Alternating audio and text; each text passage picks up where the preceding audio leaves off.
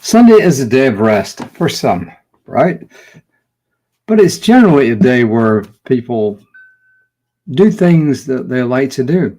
Some people go out to breakfast on a Sunday. They go to church, then go to breakfast. Some people don't go to church, go to breakfast. And some people don't do either. So what do? Well, we actually have a smoothie. Then we go off to our service at Creative Life Spiritual Center. And then we come back and I make a brunch. That's our typical Sunday.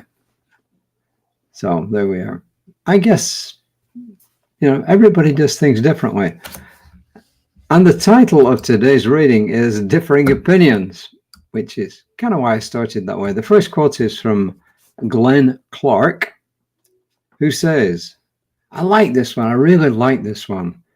It says, opinions hold no power except the power we give them. As soon as we realize that they do not partake of reality, from that moment we're free. Opinions hold no power except the power we give them. As soon as we realize that they do not partake of reality, from that moment we are free. And Ernest Holmes in The Power of Belief, published posthumously in 1970, it's on pages 46 and 47. He says,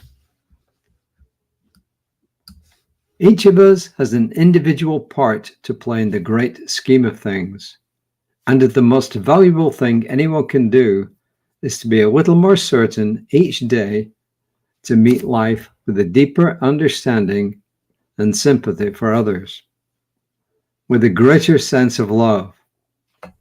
This is not merely an idle sentiment or, he says, a wishful wishing. It is practical living. We must do away with all prejudice and learn to respect each other. We must come to know the needs of others and to realize that at the base of everyone's life is a sincere desire to love and to be loved. Possibly there's not quite enough give and take in our manner of living. Naturally, we have different opinions, for we're all individuals, each in our own right. And we want to feel that we enter into their lives in a powerful way, which is why, even though we're so much alike, we want other people to like us. He says, we all have similar needs and belongings. It's this kind of understanding that the world needs. Perhaps we need it more than at any other time in history. From it alone can come a sense of mutual security and well-being among all people and nations. And that's the power of belief. Here's what Reverend Jesse says.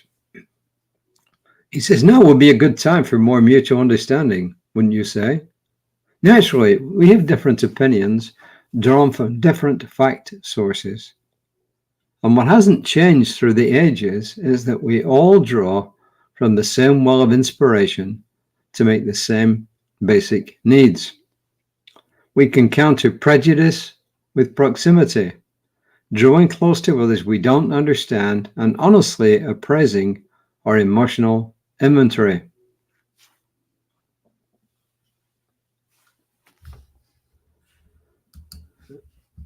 So when I read this, I was kind of smiling because Ernest Holmes, back whenever he wrote this, probably sometime before 1960, maybe during World War II, I don't know, when he says,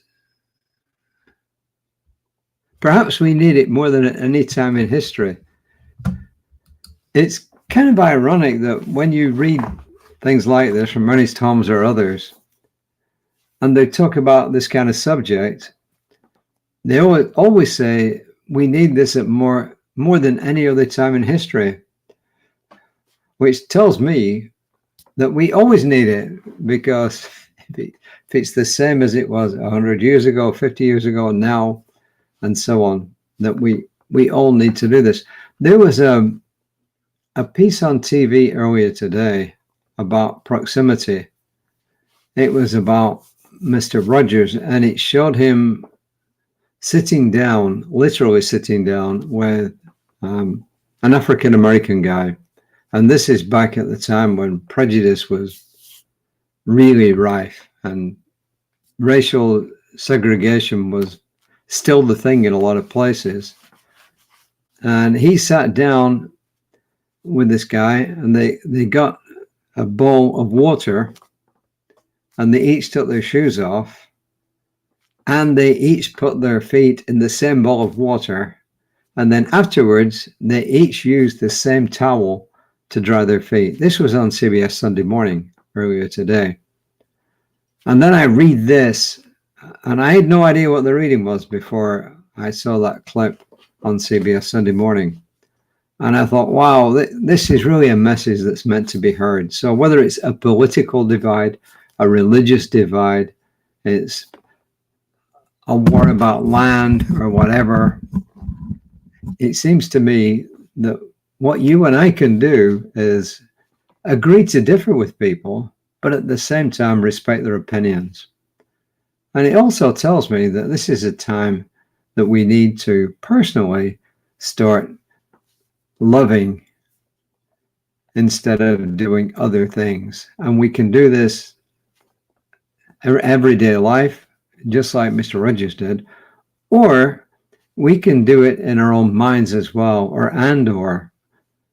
So I think this is a message that's meant to be heard. When I have coincidences like that, I think, wow. And this is not necessarily what I'm saying now about color prejudice. I'm talking about all kinds of prejudice, religious prejudice, political prejudice, and so on and so forth. So anyway, I think it's a message the world needs to hear. And I believe it was reinforced today when I see the reading and when I think about the CBS Sunday Morning clip. So what do you think? Reverend Jesse gave us a couple of affirmations. One is kind of a more general nature. He gave us one, and I made it too. One is of a more general nature. There is a new enthusiasm, a new zest for living. That's something that we can put into the universal subjective. But we can also use it personally and say, I have a new enthusiasm. I have a new zest for living. So pick one or pick both. And I will be back later today because I will be doing that reading, which is kind of humorous but serious at the same time, about the dog, Murphy, the human whisperer. But I will be back and do that later in the day. So look out for that on whatever social media you see me. And tomorrow, please look out for my colleague, Reverend Lisa Ryan, who will be on Creative Life Spiritual Center's Facebook page live at about 9:15 a.m. tomorrow morning, Central Time. So until next time, namaste.